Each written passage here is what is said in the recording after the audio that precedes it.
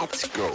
You're listening to Making Data Simple, where we make the world of data effortless, relevant, and yes, even fun. Let me ask you this question.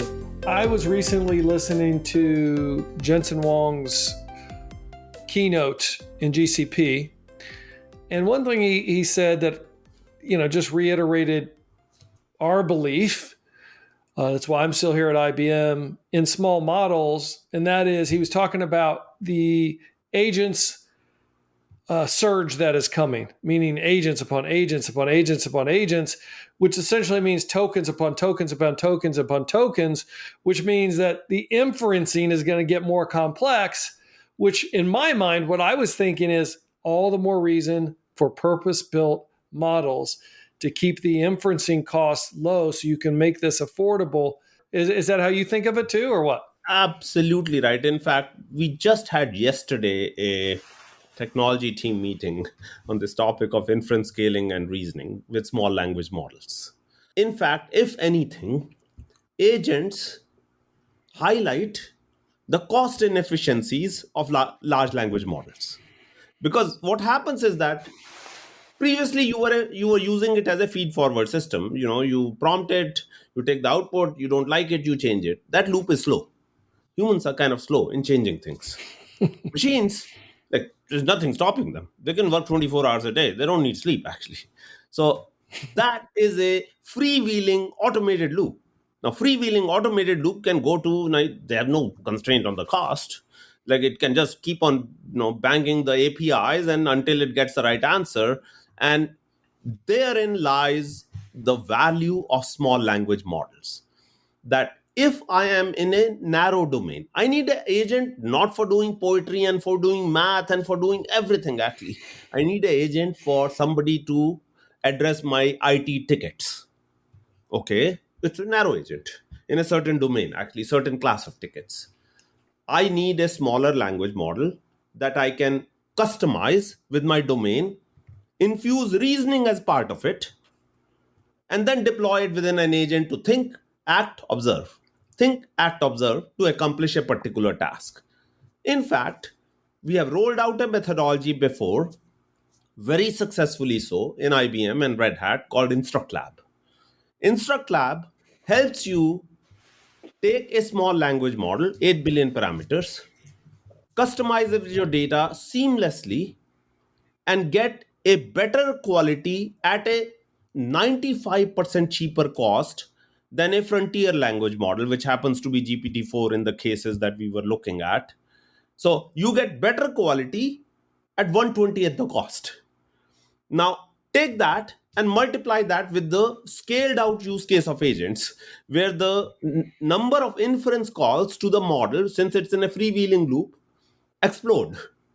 Now, that 95% cost, if it was, you save 5 cents before, you could be saving $5 every call. And if you're making million calls, then you are making, saving $5 million. Previously, you were saving, in absolute numbers, it was small. Now, with agents and with this automated scaled out capability of this loop, your savings will literally multiply, actually. And that is why it is so important it's even more important here to have small language models that are much more efficient, because of course you need to get quality, and that quality you will get by customization and reasoning infused in those models, with reinforcement learning, with inference scaling that I talked about, and then deploy them in agents and sit back and observe the value of small language models accrue. So given everything you've just said, and DeepSeek obviously woke everybody up, do you envision that we're going to see a surge of small models? And by the way, let me add to that. Even if there is a surge, going back to IBM's strategy of hybrid and AI, the hybrid part comes back and becomes, in my mind, I don't want to give you the answer here, but incredibly important, because even if many come to the same conclusion we've already been at, that we got to go small models, they are likely going to be trapped in their own ecosystem. What are your thoughts there? So I would say No, again, we are betting, our bet 2.5 years back, actually, 3 years Hmm. back, was on small models that are open, not just small models, but That's small a good point. models, powerful models that are open.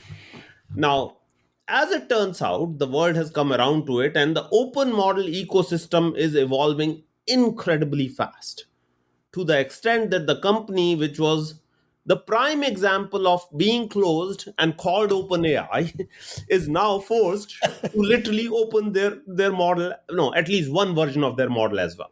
Sam Altman is on record saying, they are going to release an open model very soon, and they're talking to the developers already, and that should happen within weeks or so, over summer, definitely. To me, again, it is about offering people sort of a choice, actually, of yes, we have our own models. Of course we have our own models that we indemnify, because we are one of the only few companies in the world that are very transparent about the data that went into these models. Most companies kind of skirt that question. Trust us, it's all Yeah, okay. it's amazing. Like, Yeah. we are the only one of the very few company. Plus, we offer our models with Apache 2, which you can use them in any way you like, including commercial. Every company, including Llama licenses, are what I'll call boutique licenses. If you have more than 700 million users, you can do that. It's kind of all kind of things associated with it. So of course, we, as I said, we offer our own models, but also we embrace other open models as well. Actually, we embrace Llama ecosystem. We embrace, like Mistral ecosystem and many other models as well. And therein comes the point on hybrid. So we are a massive fan of, and this is our strategy actually, hybrid, open, small and medium sized models actually. And we believe with the customization methodologies that we have rolled out and with the infusion of reasoning in them, that is the way to go for achieving quality agents at the right cost point for the enterprises. So I think you may have hit on this question I'm about to ask you anyway, but I want to make sure I just revisit it specifically, and that is, like, IBM has Granite, there's Llama, there's DeepSeek, Anthropic. We could go on down the line, OpenAI. Why would anybody want to use Granite model? I mean, what should be the decision point in their head around Granite Say model? following, and I'll be very transparent and honest about it as well, actually, because I like, my nature is not to. I am not in marketing, and neither am I in sales, actually. But Good. That's where we need you. yeah, I would really say, if you want a generic model, which is kind of jack of all trades, if I may say, I don't think I will choose just Granite for jack of all trades. Mm-hmm. To be honest, ChatGPT is an amazing, system, and the models that OpenAI or Anthropic are building are very good models. To be honest, I mean, Mm-hmm. all of us feel it actually, and like, if I'll be lying if I said those are not good models. They are amazing models, but Yep. as an enterprise, what's your job? You want to get a job done, right? That job is not writing poetry, that job is not doing painting, that job is not generating cool images, and so on, which are like mind blowing. Your job is to, as I said, the example I gave, your job is to understand COBOL. As an example, I'll give a very concrete example to you. Your job is to understand COBOL. Okay, do you need a model which is 1.6 trillion parameters? Not really. No, your job is also not just produce quality, but quality at what cost. Your company doesn't give you infinite budget, actually. It gives you certain dollars. It's a go do Yeah. this job in these many dollars. If that is the case, and you don't have $65 billion to burn that many of these companies do, then I would say Granite is one of the few models, if not the only one, that gives you that quality at the cost with the trust. Now I'll bring trust into it, because we are one of the few companies that stand behind that data. We have disclosed the data, and we also stand behind the, in terms of legal terms, indemnification of those outputs as well, actually. So if you want the quality for a particular task in a domain where you are the subject matter expert, you have the differentiated data at the right cost point that your enterprise can afford, with the trust that you want, with a partner that has been around and understand the enterprises, that's us. And that's the differentiation of That's Granite. good. That's good. Look, one question on that. On the indemnification, everybody says they indemnify. Is there a difference between indemnification with another? I think indemnification is more like an insurance policy. Yeah. I would say, I think the difference is in how forthcoming are people. Like they may indemnify. It's like, again, as I said, it's an insurance policy. Whose policy will you trust? Will you trust a person who is much more forthcoming to you, or would you get a policy from, a entity who's not forthcoming in terms of what did they do? Yep. Because different, it carries different risks as well. Actually, we are very forthcoming in terms of the data that we are saying we used in our model. In fact, I would say this following way: we actually filter out most of our data because we Yeah. are very, very careful about which licenses we will take for the software, which websites we will access in terms of the generic data that we will absorb, and so on, versus potentially many other players who haven't even disclosed. Like if you ask their CTO, they'll say, "What data you had?" "Well, I'm not very sure. It keeps on changing." You will get these wishy-washy answers, actually, always. And if you ask us, "What data will you take?" we'll point you to a data sheet and say, "Go there." You will see all data sources there, actually. I got it. What are the most significant challenges and opportunities associated with developing AI systems now, particularly agentic AI? What are you running up against, and how are you solving it? Since, as we begun the podcast, you're a problem solver. The things that you will bump up against, I would really say, will be, the first thing will be figuring out the right use case first. Like I'm a huge fan of crawl, walk, run. Don't run actually right away, because you're going to fall. We are at the beginning of that stage in terms of adoption of these sort of agentic technologies. And in terms of problems that we are encountering, there's so much of hype in this area right now. Like there is no conference that you go to where agents aren't the nirvana, actually. This is where I'll bring, like, just tamper down the hype just a little bit, actually, and say, show me the value. Like, hey, here is a use case.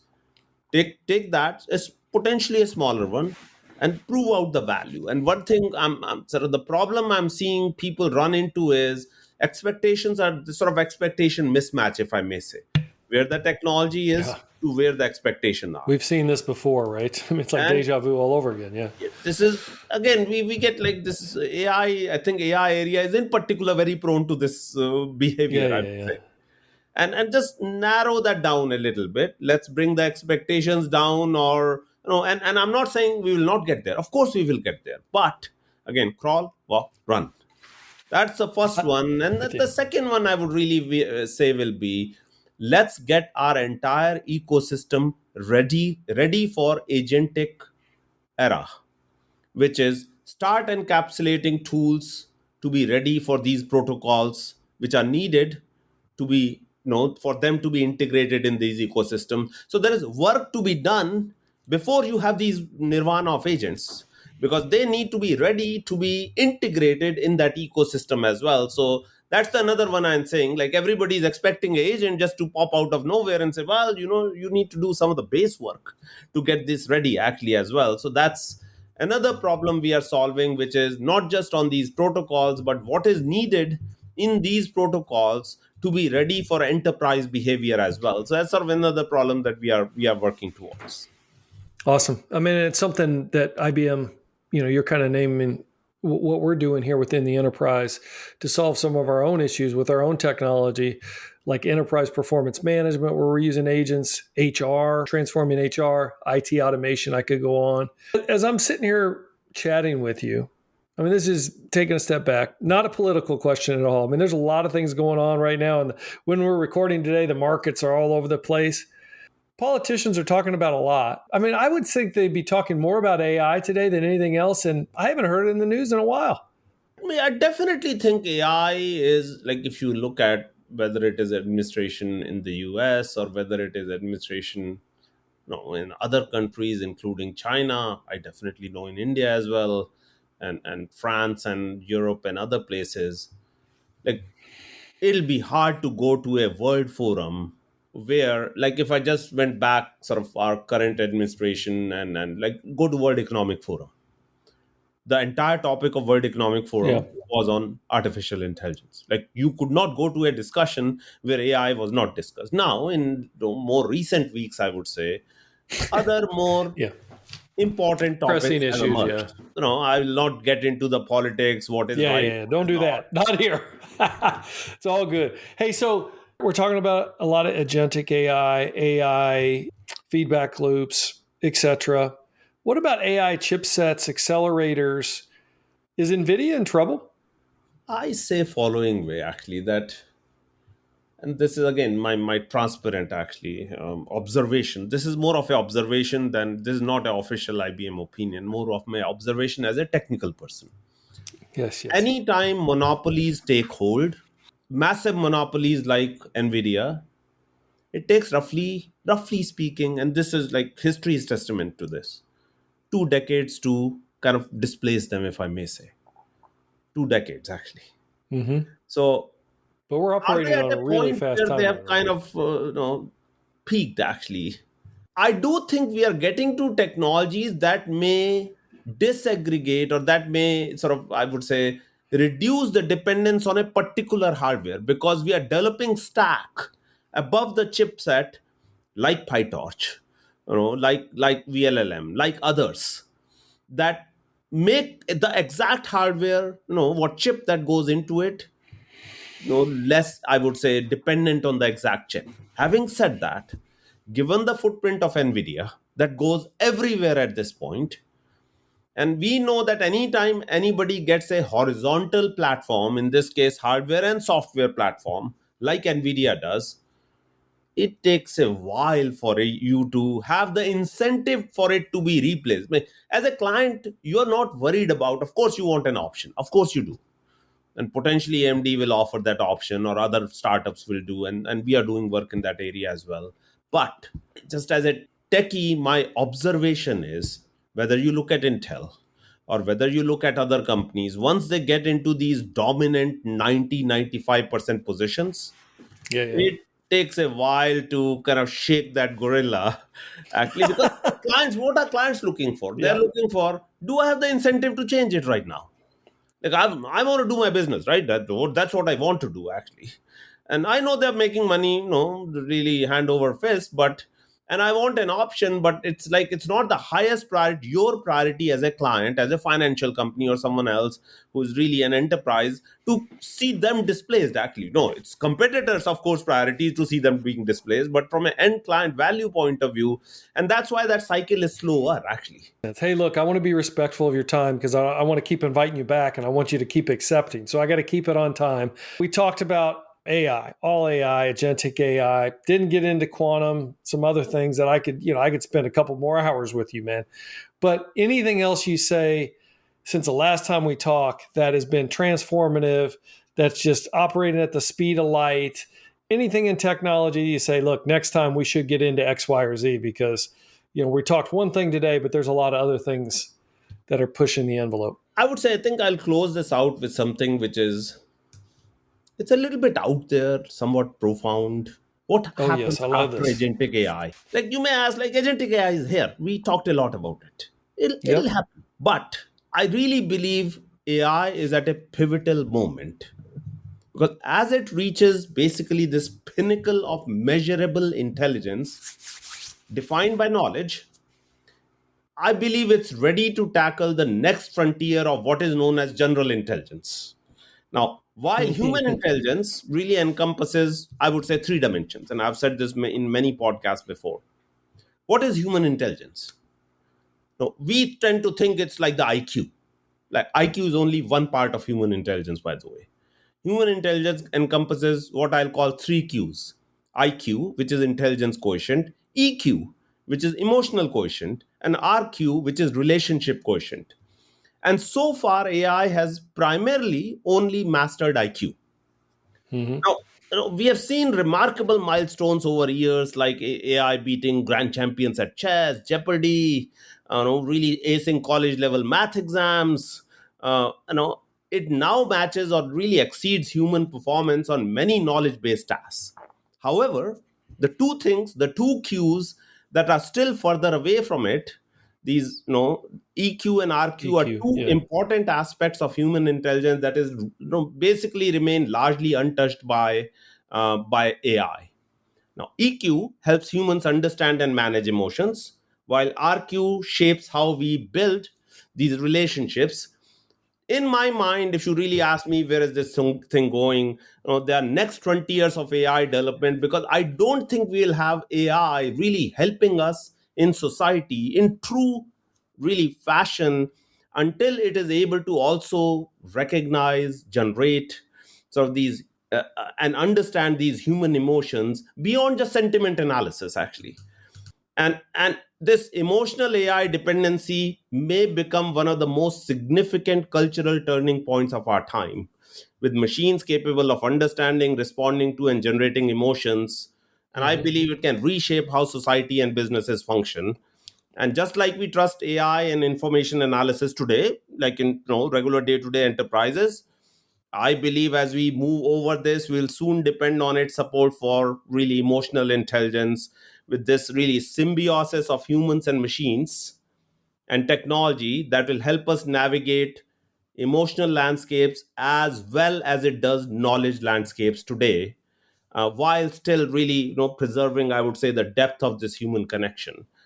That's where I believe things are heading, because if we want to be really sort of the symbiosis of human and machines working collaboratively together, with humans still obviously in the loop and in charge, they need to become much more intelligent beyond just I solved a knowledge task.